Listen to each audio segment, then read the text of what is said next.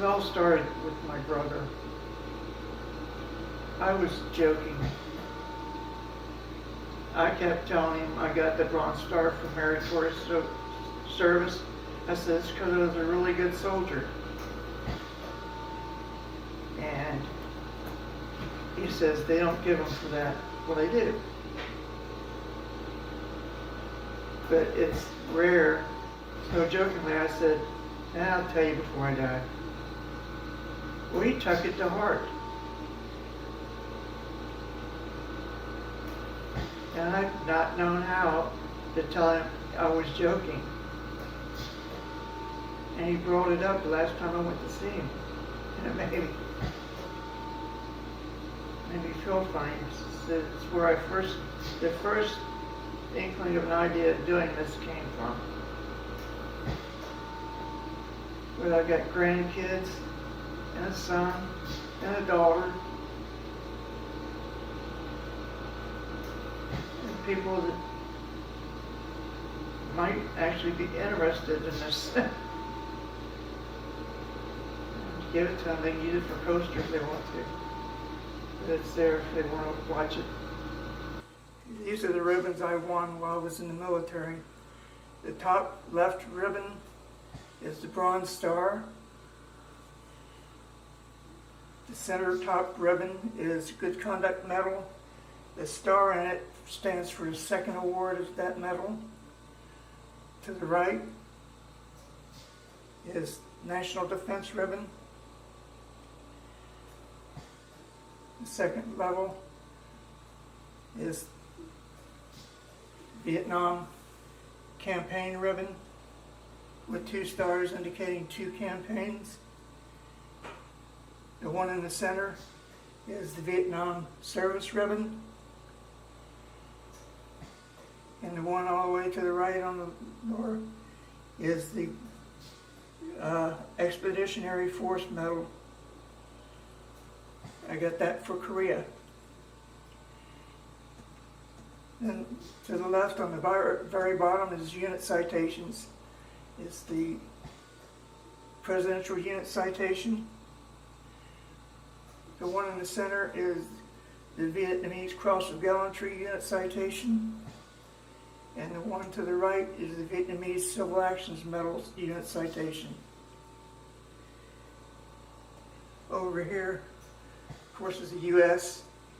The combo flag for my first MOS when I was in the field wireman when I first took training at Fort Leonard, Missouri. And below that is the Air Defense Artillery with the cross cannons and the missile going up through the center. My E6 stripes for my dress uniform. And then over here is a picture of me receiving the Bronze Star and the name. General Crozan pinning it on. He was a 2-star general at the time. He later received a 4-star and became Commander-in-Chief of NATO. Here's my letter, or my certificate as Kentucky Colonel from Governor Steve Beshear. That was awarded in, I was commissioned in 2009. Incidentally, my daughter-in-law made this up for me. I think she did an outstanding job. I joined the Army on April the 19th, 1971. I took basic training at Fort Leonard, Missouri, and I took my AIT there. That's Advanced Individual Training. About halfway through, I came down on orders for Vietnam.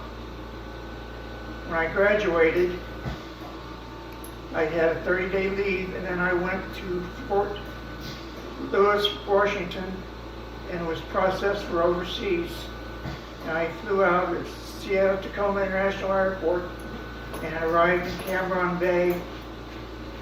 I'm not real good on dates, so I'm not going to try to say what day it was, but it was 5 months after I joined the Army. So I stayed at Cam Ranh Bay one night, The next day, they put me on an airplane and sent me to Da Nang. And the first thing that I found out when I got there, well, I got there in the middle of the night. The next morning, when I went into personnel, they told me, "We don't need you." I said, "Good, send me home." And they said, "Can't do that." He said, "I've got an opening as the assistant manager of the enlistedmen's club." I said, "That'll work." He said, "Come back tomorrow and have your orders cut."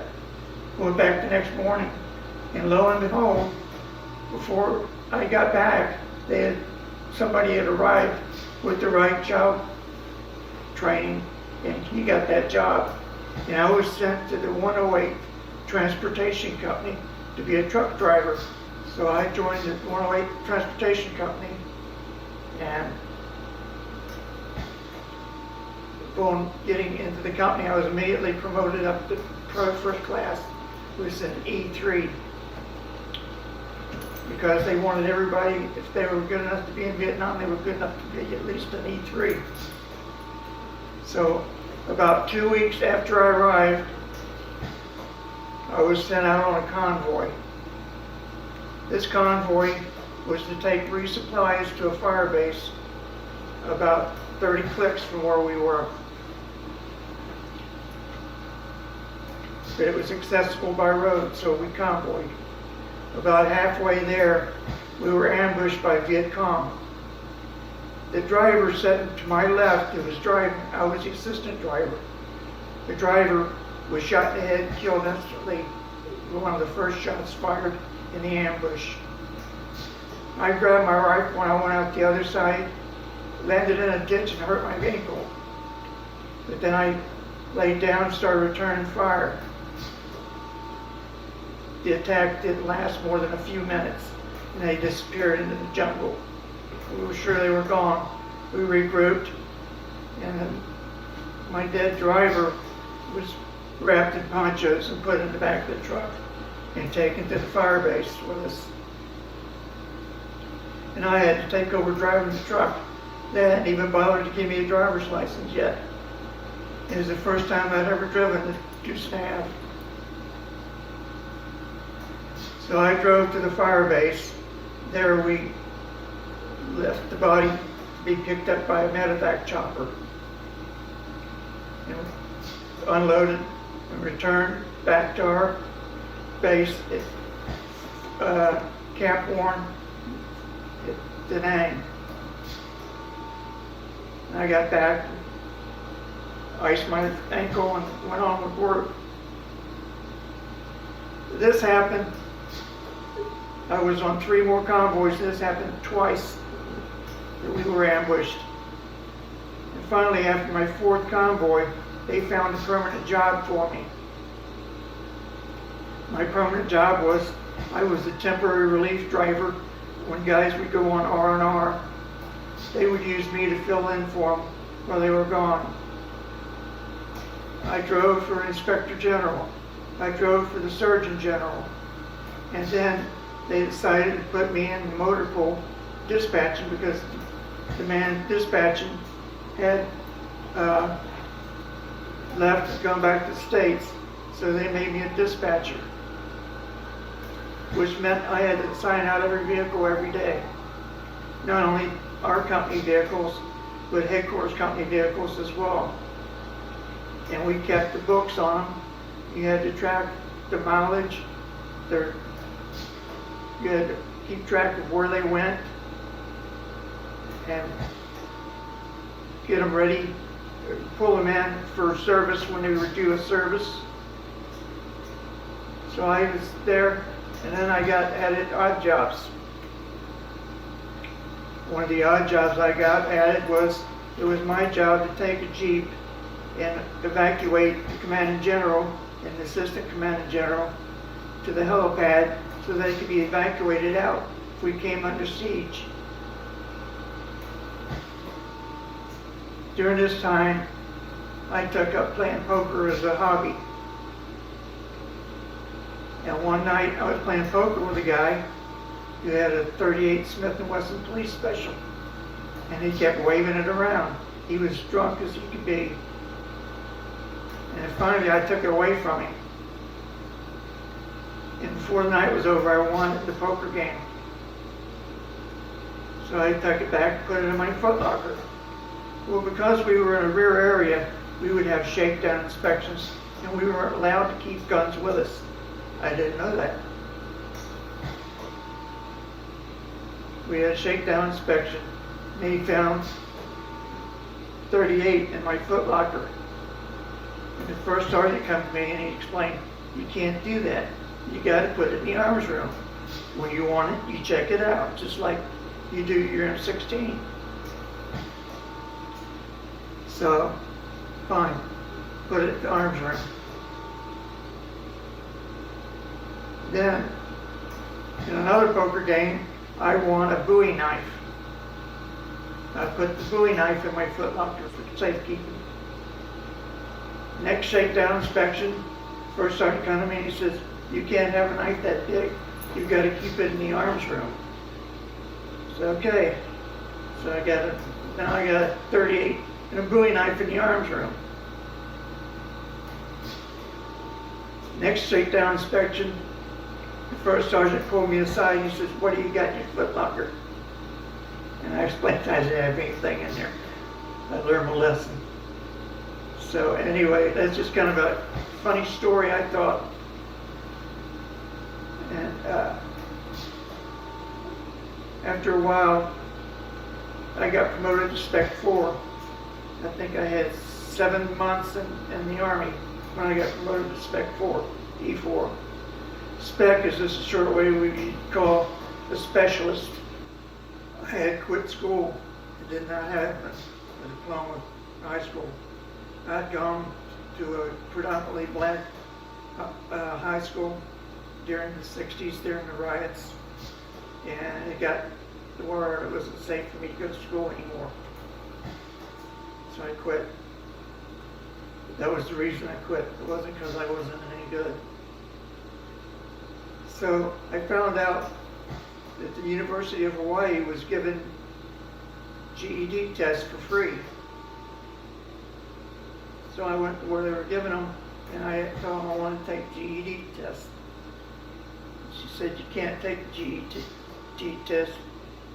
GED test without taking classes first. I said, I can't give you the time for classes. I said, I can't be away from my unit that long. I said, I just want to take the tests. I'll take my chances on. She said, well, did I tell you what? I'll give you a practice test.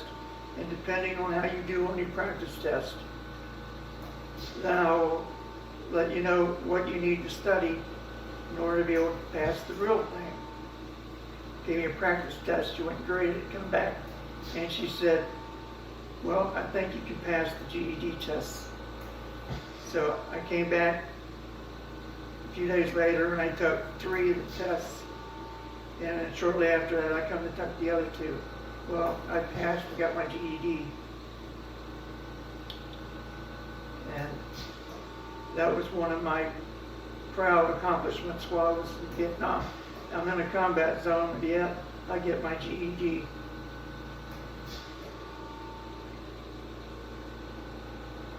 I was in a unit that was standing down. We were folding up. The entire 24th Corps, which I was a part of, was folding up. And if you had 6 months there, you got to come home. If you had less, you had to get reassigned to another unit. Well, I was due to have 7 months in country when the unit stood down. So I was getting to come home early. And I found out that they were going to issue awards to some of the soldiers in our unit who had performed outstandingly. I received a Bronze Star. They said it was for meritorious service because I hadn't done anything particularly heroic to warrant it. But the reason they gave me a Bronze Star was because they were impressed with my handling myself in combat situation. I was the only one to receive a Bronze Star in my unit. Several other guys received Army Commendation Medals, which is a very high award, but it's not as high as Bronze Star. My Bronze Star was pinned on by Major General Crozon. He would go on to become the Commander-in-Chief of NATO, and he was a 2-star at that time. He got his 4th star when he went to command NATO. I was surprised an extra plane had come in, and they shipped some of us out 2 weeks early to come home. So I got to leave with 6.5 months instead of 7. So I arrived home, and I didn't tell anybody. Everybody knew I was going to be coming 2 weeks later. And I got there 2 weeks early, and I decided I'd surprise them. I got to the airport, and I called my brother to come and get me. He came and got me, and he dropped me off at my mom's house, where I had been living before I went in the Army. And I still had my key to the front door. So I start to try to open the front door, and my key's not working.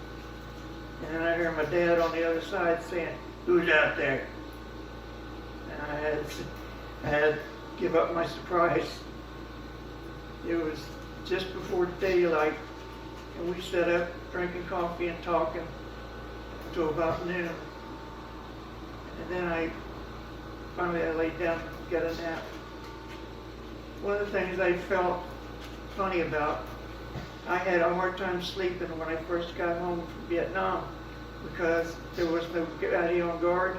There was no concertina wire around fencing and walls and towers to protect me while I slept. So I got another 30-day pass. And my orders were to report at Fort Rucker, Alabama, to the Army Aviation School. So I went, when my leave was up, I went to Fort Rucker, and I went to the replacement company there, and they said that they would have my assignment the next day. So I left, I went, took the rest of the day off, because they didn't have anything for me to do. So when I went in to get my assignment, I told him what my assignment was, and he just looked at me dumbfounded. I said, "I'm being assigned to the 108th Quartermaster Company." Ironically, my brother, his last assignment before he got out of the Army was the 108th Quartermaster Company at Fort Rucker, Alabama. And I had left the 108th Transportation Company in Da Nang. So it's pretty much a coincidence there. But I guessed it because I heard they were sending a lot of people there, and I just figured I'm just going to go too. So I stayed there for a little while, and I really didn't like Alabama that much. Well, I liked Alabama. I didn't like the post that much. The people there were too heavily into drug use, and I didn't want to be around it. I re-enlisted, which you're allowed to do, even though I had 2 more years to go on my hitch. They discharged me, and I re-enlisted for 6 years because I really did like the Army, and I was thinking about making a career out of it. So I re-enlisted, and I re-enlisted for an assignment in Indiana. Well, to get that assignment, I had to go to school. I went to school and I studied Nike Hercules missiles. I was radar computer operator for Nike Hercules missiles. It's an anti-aircraft and surface-to-surface, dual capable. It's for high altitude aircraft. and it's for medium range surface to surface. It's long outdated and long been done away with.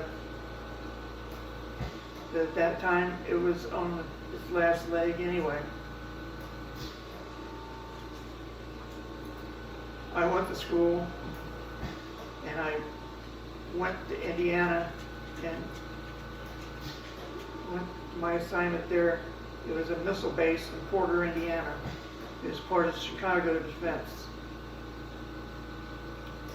It was just it was battery size, which is company size.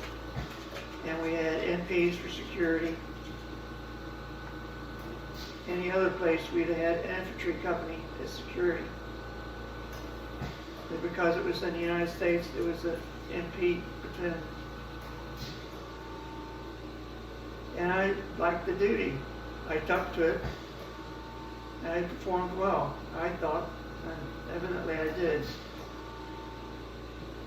I was one of the senior E4s, so there were 2 guard posts that we had. When I got full guard duty, I always chose the senior NCO, or enlisted men always chose to go up and babysit the vans that our radar equipment, computer equipment was located in, and take messages. We would get incoming messages all the time. We'd have to decode. But they were always practice messages. We could tell the difference between a practice and a real thing because it was more added to a practice message. And one night I had guard duty, and I was outranked by the senior Spec 4, and I had to do gate duty. So I guarded the gate, and I stayed in the orderly room with the E5, who was in charge of quarters. That night, a message came in, and we got a call from the guard up in the van that said that we were going on alert. And it was the real thing. It wasn't a practice message. Well, the NCO there, Spec 5, who was kind of a nitz, he was a liar and a braggart. He didn't believe it. He told me, go up and decode the message and make sure that's what it was. And I came back after going up, I had him repeat the message. I decoded it. It was the real deal. And I went back, and he said, they're just doing that to see if we catch it. I said, are you going to call the captain, or am I going to call him? He said, all right, I'll call him. Well, what it was the Yom Kippur War was going on, and Russia had threatened to put troops in the Middle East. And we were telling them they weren't going to put them there. It was the Soviet Union at that time. It wasn't just Russian. So we went on alert, and the whole army went on alert. That was in '74. I had gotten married, and I couldn't leave post. My wife knew that I had guard duty that night, but she did not know why I wasn't coming home. She would call the pace, and they would just tell her that she needed to contact the information officer at Fort Sheridan, Illinois. So she figured it was some kind of an alert thing. But we didn't even know why we were called on alert until we seen Good Morning America the next morning, and they were talking about it. Publicly, the units all had gone to a DEFCON 3, but our unit had been called to a DEFCON 2, which is, we had a missile with a warhead on it, set elevated, and we were 5 minutes from firing. And the idea was to prevent the Russians from coming over the polar cap, coming down and hitting Chicago from that direction.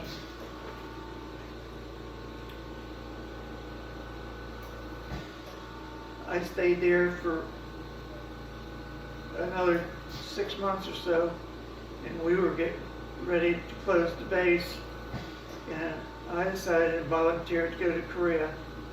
I figured if I go to Korea, then I'll be gone a year and I'll be back, and we'll have a nice stateside assignment. So I talked to my wife, and we decided together to do that. So I put in for Korea, and I was sent to 44th Air Defense Artillery Brigade, and it was headquartered at Camp Humphreys. It was made up of 4 batteries. No, it was made up of 6 batteries. The one in Indiana, we were the only active Army battery. There were 3 National Guard batteries. But in Korea, we had 6 batteries in the battalion. And I was assigned to Charlie Battery. And we trained, and we ran drills. And what happened was we would have 1 battery that was hot, 1 battery that was standing down doing major maintenance, and 2 batteries that were 1 hour, and 2 batteries that were 24-hour from firing. Well, on Memorial Day in 1975, the whole compound was eating hamburgers and hot dogs and macaroni and cheese and all those good things. And we were up on the hill where our radars were located, because we were a hot battery. We got alerted.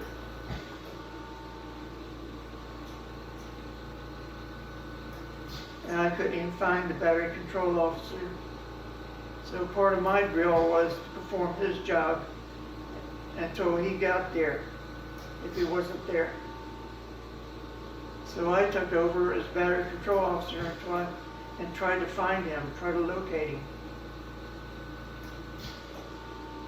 And meanwhile, I could not raise anybody in the launching area, because we had to have them on ball.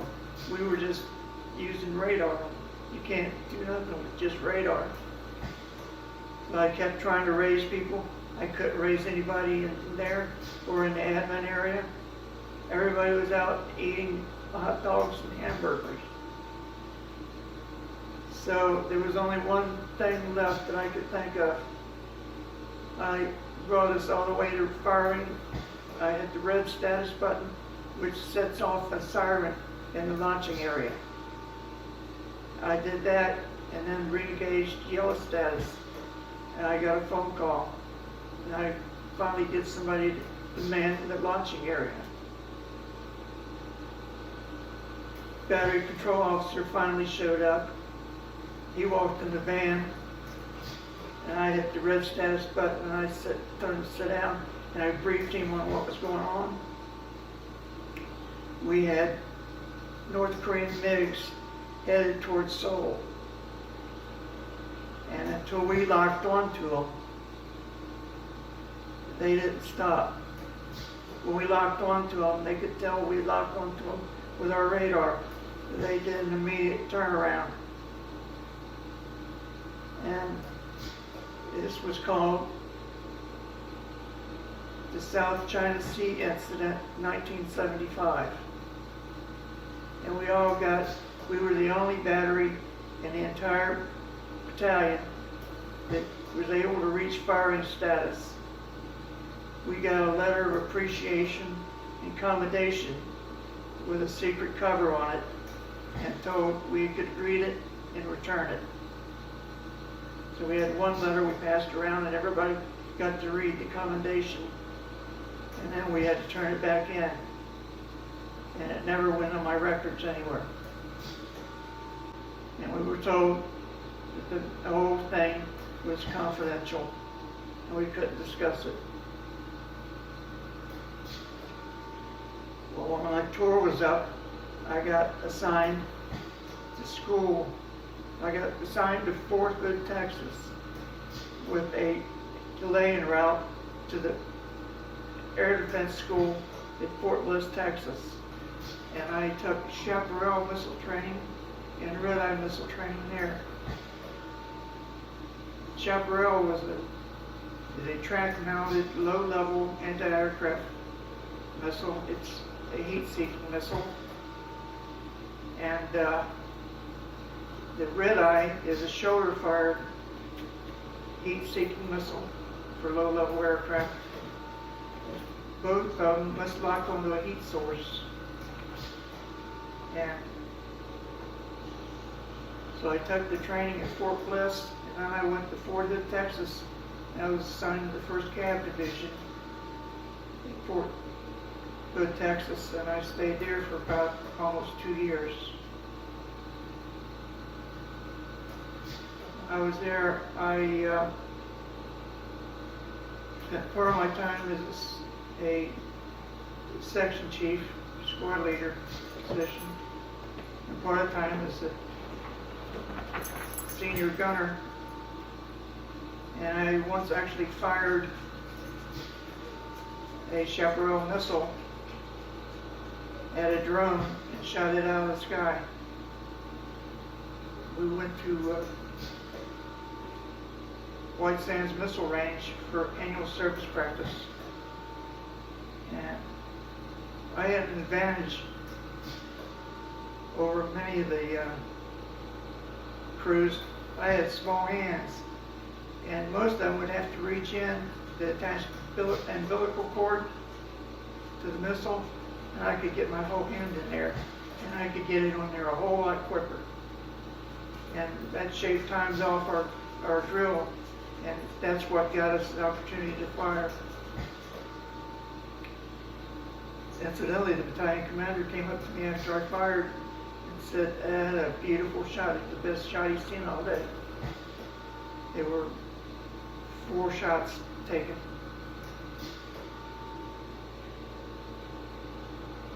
And I was living in Coppers Cove, Texas. That's when my daughter was born. Well, I was in Korea, and I met my daughter, and while we were down at Fort Hood, Texas, on Father's Day, my wife run me and her out of the house, and I took her down to Dairy Queen to have an ice cream. It was funny because there were 2 young girls working at Dairy Queen.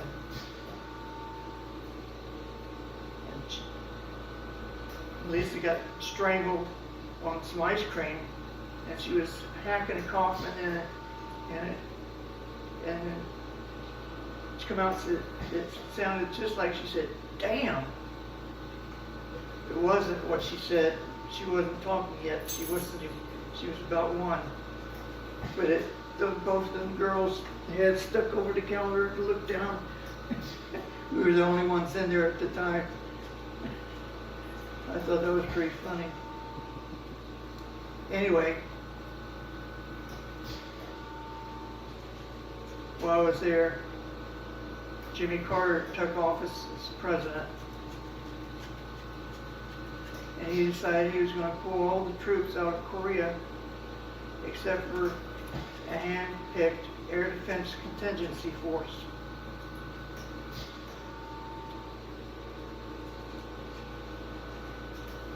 So I came down on orders for Germany on Friday. When I went back in on Monday, my orders for Germany had been canceled, and I was on orders to Korea. So I went to Korea,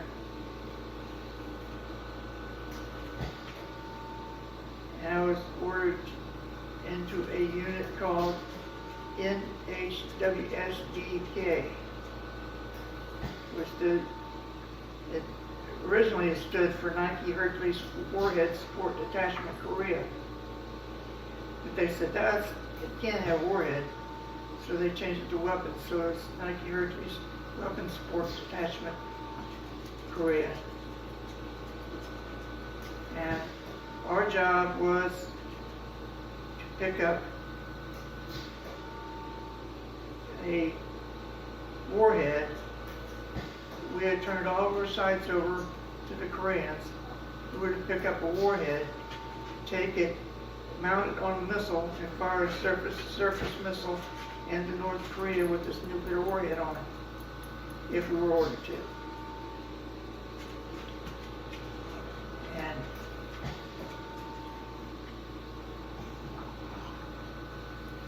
I spent the first 2 months on a missile site training with the crew that we got in. And when I first arrived, they were having a cookout at battalion headquarters, and I was kind of shooting, bull crapping with the battalion commander. And he said, Weaver, he said, there's no point in you going out there. They're going to be coming in here in a couple of months. He said, I'm just going to get your orders changed. You just stay here with me. He said, come see me in the morning. I'll have your orders changed. I went to see him the next morning. He says, I couldn't change your orders. He said, your orders came from DA, Department of the Army. It just came right out of the Pentagon. So we trained our people, we practiced and practiced, and thank God we never had to do it, never had to use it. But with about 7 years in service, I got promoted again to Staff Sergeant E6. And after I got promoted to E6, they had me trained in decoding these special messages, and it was my job and the captain's job on our team. We had both worked together on it. We could neither one of us do it by ourselves because you had two-man control. It took two people. Our job was to decode orders, decode the arming code for the warhead so that we could fire and blow North Korea into smithereens. Thank goodness we never had to do it. That's kept me awake at night since then. To think that I would have played such a key role in something like that. We had two different sized nuclear warheads, a big one and a really big one. So after I got promoted, before I got promoted, I had put in for 6-month extension in Korea. So I stayed there 18 months. And I had tried to put in another year extension, but it was turned down, and I was sent to Fort Knox, Kentucky. When I got to Fort Knox, Kentucky, I took command of a platoon that consisted of red-eye missiles, ground surveillance radar, and I also had the cooks in my platoon. So I had a mishmash platoon, but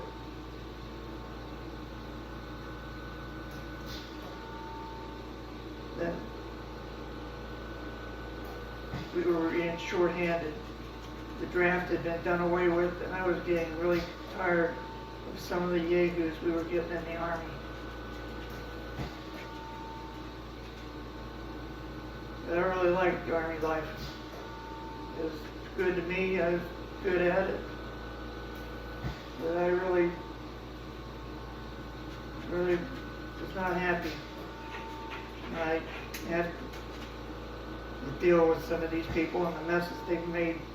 I had to apologize to personnel, finance, and different places at the post headquarters because they blow up,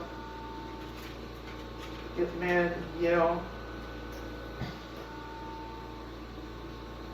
But anyway, one last thing there.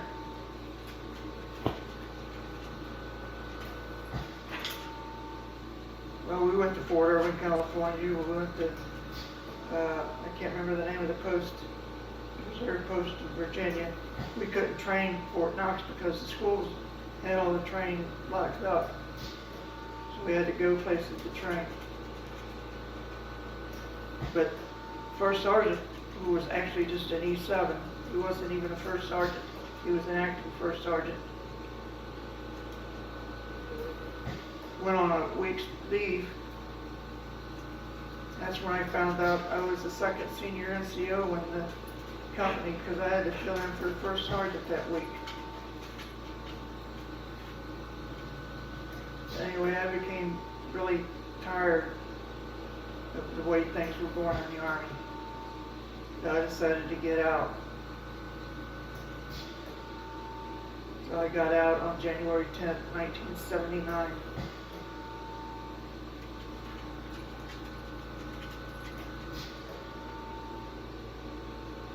I went back for 3 years in the National Guard, but I didn't really like it. It was hard for me to keep up with the PT and everything, so I finished my 3 years time and got out. And that's pretty much my career in the military.